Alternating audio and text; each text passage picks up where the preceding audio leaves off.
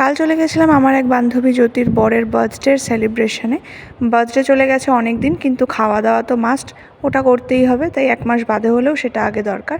তো দেখো, আমাদের মোটা বান্ধবী আগে ঢুকে বসে পড়েছে আমাদের ছেড়ে, কিন্তু আমরাও যেহেতু খাবো তাই ওকে সরিয়ে দিয়ে আমরাও একে একে সবাই বসে পড়লাম। তারপর চলে এলো মেনু কার্ড। মেনু কার্ড দেখে তো আমি অবাক, আমার কিডনির দামের থেকেও সমস্ত খাবারের দাম বেশি। তারপর গিফটগুলো বার করলাম, যেগুলো জ্যোতির বরের জন্য এনেছিলাম, কিন্তু দুর্ভাগ্যবশত ওর বর আসেনি, তাই গিফটগুলো ওকেই দিতে হলো। ও খুব খুশি হয়েছে গিফটগুলো পেয়ে।